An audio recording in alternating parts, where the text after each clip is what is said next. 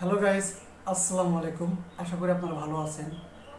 আজকে আপনাদের মাঝে অবশ্যই একটি ভিডিও নিয়ে হাজির হয়েছি। অবশ্যই আপনারা ভিডিও থাম্বনেল থেকে বুঝে গেছে আজকে আমি কী নিয়ে কথা বলতে যাচ্ছি। যাই হোক, আজকে যে বিষয়টা নিয়ে কথা বলবো এবং যে ভিডিওটা আমরা দেখবো সেটা হচ্ছে বাংলাদেশ এবং ইন্ডিয়ার মধ্যে একটা বিরাট একটা ফাঁক হয়েছে। সেই ফাঁকের মধ্যে যে বাংলাদেশকে চিপায় ফেলানোর জন্য ভারত নানান ধরনের তারা সুযোগ সুবিধা খুঁজতেছে। কিন্তু অবশেষে যেটা ঘটলো, আমরা দেখবো আজও কি পারবে বাংলাদেশের সাথে বাংলাদেশের কোনো ধরনের সমস্যা তৈরি করতে এই ভারত। আসলে সেটাই দেখার জন্য আমরা অপেক্ষা রয়েছি এবং আপনাদের মাঝে সেই ভিডিওটা তুলে ধরার জন্য আজকে আমি এখানে এসেছি। চলুন তুলে দেখা যাক আজকের এই ভিডিওটি, নতুন একটি ভিডিও, এবং দেখবো এই ভিডিওটি আসলে বাংলাদেশের জন্য কতটুকু উপকারী এবং বাংলাদেশ কতটুকু জন্য ভালো। চলুন দেখা যাক আজকের এই নতুন ভিডিওটি। চলুন শুরু করা যাক।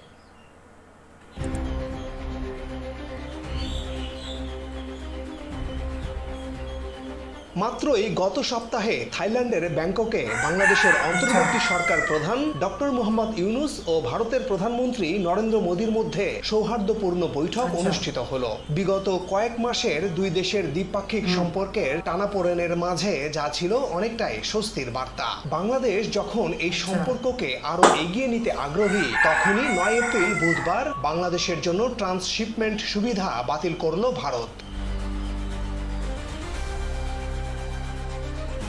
ট্রান্সশিপমেন্ট কি? ট্রাম্পের শুল্ক হার নিয়ে যখন অনেকটা চাপে বাংলাদেশের রপ্তানি খাত, তখন ভারতের এই সিদ্ধান্ত কতটা চ্যালেঞ্জ তৈরি করবে বাংলাদেশের বৈদেশিক বাণিজ্যে? নাকি ভারতের এই সিদ্ধান্ত বাংলাদেশের জন্য খুলে দিল নতুন সম্ভাবনার দুয়ার? এই প্রতিবেদনে বিশ্লেষণ করব এইসব তথ্য।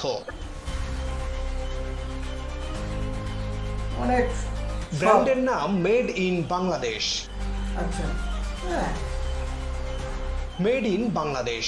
বাংলাদেশের পণ্য মানেই একটি ব্র্যান্ড, যার কদর আছে পুরো পৃথিবীতে। 2024 সালে আমেরিকায় যেখানে বাংলাদেশের তৈরি পোশাক রপ্তানি হয়েছে $734 কোটি বা 88,000 কোটি টাকার, সেখানে ভারতের পোশাক রপ্তানি আয় ছিল $469 কোটি বা 56,000 কোটি টাকার মতো। বাংলাদেশের রপ্তানি খাতকে বাধাগ্রস্ত করতে নানা সময়ে বিভিন্ন ষড়যন্ত্রের নজির ভারতের নতুন নয়। বিভিন্ন সময়ে শ্রমিক অসন্তোষ বা পরিস্থিতি তৈরি করে দেশের পোশাক খাত ধ্বংসের ষড়যন্ত্রের পেছনে দেশটির হাত খুঁজে পান অনেকে। পাটকল, চিনি সহ এপারের নানা শিল্প কারখানা যখন বন্ধ হয়, তখন সীমান্তের ওপারে গড়ে ওঠে এসব কারখানা।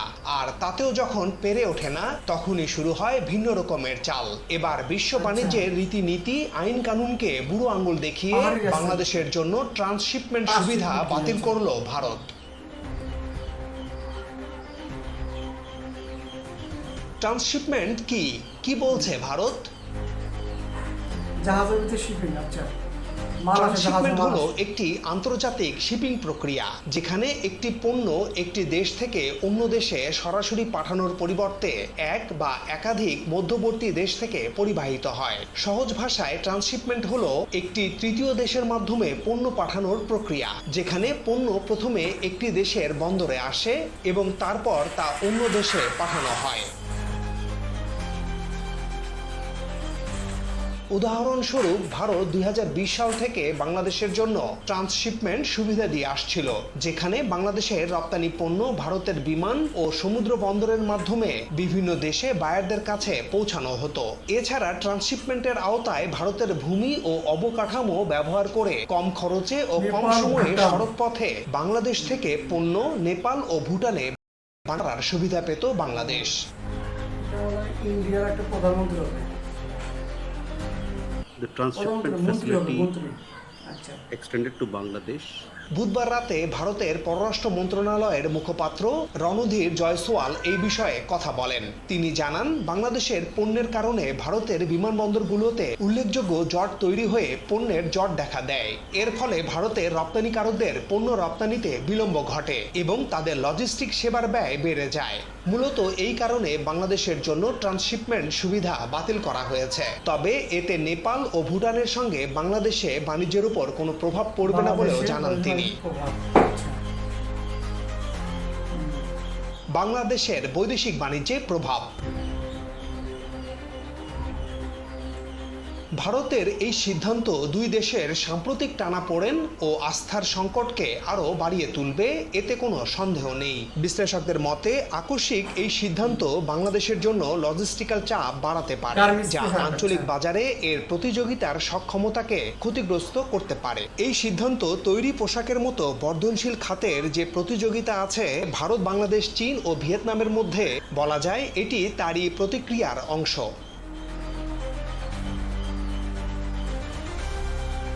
তবে ভারতের এই সিদ্ধান্ত প্রতিবেশী দেশগুলোর মধ্যে বাণিজ্য সম্পর্কের একটি বৃহত্তর সমস্যাকে তুলে ধরছে। এমন একটি পদক্ষেপ বিশ্ব বাণিজ্য সংস্থা WTOর সাথে সঙ্গতিপূর্ণ নয়। তবে বৃহস্পতিবার সচিবালয়ে বাণিজ্য মন্ত্রী জানিয়েছেন, ভারতের ট্রান্সশিপমেন্ট বাতিলে বাংলাদেশের অসুবিধা হবে না। কেন সমস্যা হবে না সেই প্রসঙ্গে একটু বিশ্লেষণ করা যাক।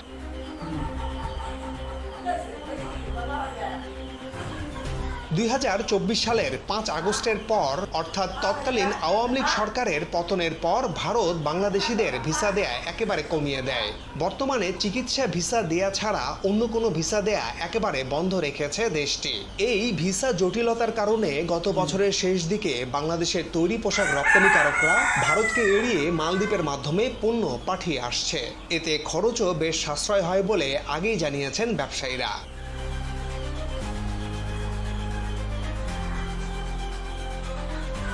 অর্থাৎ ভারত ছাড়াই তৃতীয় দেশ মালদ্বীপ ও শ্রীলঙ্কার কলম্বো থেকে রপ্তানি পণ্য পাঠানোর পুরনো অভিজ্ঞতা আছে বাংলাদেশের। সুতরাং ভারতের আকস্মিক এই সিদ্ধান্তে একটি পথ বন্ধ হলেও একেবারে বড় ধরনের সমস্যায় পড়বে না বাংলাদেশের বৈদেশিক বাণিজ্য। আচ্ছা, সংকট থেকে সম্ভাবনা বাড়াতে হবে সক্ষমতা। তবে ভারতের এই সিদ্ধান্ত নতুন করে বাংলাদেশের সক্ষমতা বাড়ানোর তাগিদকেই উস্কে দিল।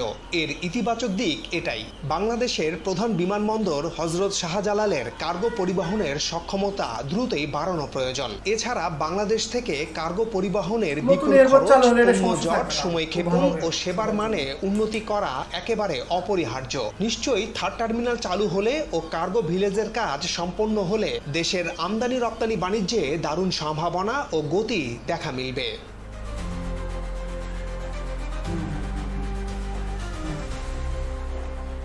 অবশ্যই। এছাড়া বাংলাদেশের প্রধান সমুদ্র বন্দর চট্টগ্রামের সক্ষমতা বৃদ্ধিতে সরকারের নানামুখী উদ্যোগ আছে। সম্প্রতি চীনের সাথে মংলা সমুদ্র বন্দর আধুনিকায়নের বিষয়ে সমঝোতা স্মারক সই হয়েছে। পাশাপাশি চট্টগ্রামে বিদেশি বিনিয়োগের মাধ্যমে বিশ্বমানের বে টার্মিনাল তৈরি সহ আরও কয়েকটি কন্টেইনার টার্মিনাল নির্মাণের আলোচনা চলছে। জাপানের হাত ধরে কক্সবাজারের মাতারবাড়িতে গভীর সমুদ্র বন্দর নির্মাণ কাজেও আছে গতি। সব মিলে বন্দর সক্ষমতায় বাংলাদেশ এই অঞ্চলের সত্যিকারের সমুদ্র অভিভাবক হয়ে ওঠার পথে আছে।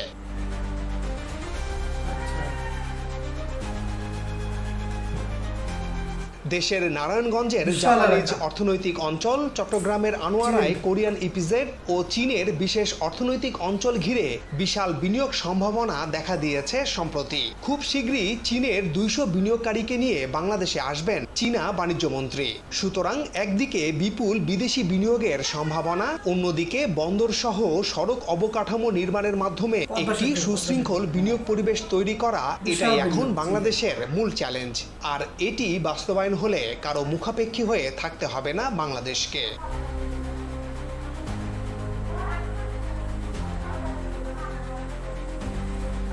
দর্শক, পুরো বিষয়টি নিয়ে আপনাদের মতামত কি প্লিজ মন্তব্য করে জানান। সবাই ভালো থাকুন, সাবস্ক্রাইব করে আমাদের সাথে থাকুন।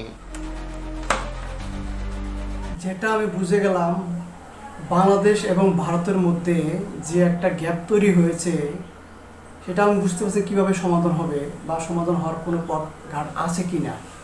যাই হোক, যেটা বলতে চাচ্ছি, ভারত যেটা মনে করেছে আমাদের ছাড়া বাংলাদেশ অচল, আসলে বিষয়টা তা নয়।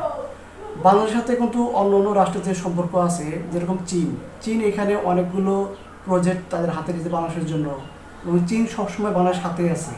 এবং দেখেন, আমেরিকায় কিন্তু বাংলাদেশের জন্য ভালো একটা সাপোর্ট তৈরি পোশাকের জন্য, গার্মেন্টস শিল্পের জন্য। কারণ ভারত মনে করছে আমরা যদি সব এখানে মানে চালান বা সব কিছু যদি প্রোডাক্ট পণ্য যদি আমরা বন্ধ করে দিই, মনে করছে বাংলাদেশ না খেয়ে মরে। আসলে এই তথ্যটা একদম ভুল। ভারত কেন মনে করবে, ভারত মনে করতেছে বাংলাদেশ একটা ছোট একটি রাষ্ট্র, ছোট একটি দেশ, আমরা ছাড়া তাদের কিছু করতে পারবো না। আসলে এই ওরা যদি এটা মনে করবে, তারাই মনে করবো তারা নিজের পায়ে নিজে কুড়াল মারতেছে। আসলে যেটা বলতে চাচ্ছি, আমাদের ছোট দেশকে বলে তারা অবহেলা করছে, আসলে এটা ঠিক না। যাই হোক, আমাদের জন্য আরও অন্যান্য দেশ আছে, আমরা ইনশাল্লাহ ভারত ছাড়াও অনেক কিছু করতে পারবো, যেটা আমরা সামনে চ্যালেঞ্জ নিয়েছি এবং সেটা দেখিয়ে দেবো আমরা বাংলাদেশের জন্য কী করতে পারি। যাই হোক, আজকের ভিডিওটি এই পর্যন্তই। সবাই ভালো থাকবেন, সুস্থ থাকবেন এবং লাইক, কমেন্ট করে, শেয়ার করে, সাবস্ক্রাইব করে পাশে থাকবেন। ধন্যবাদ সবাইকে।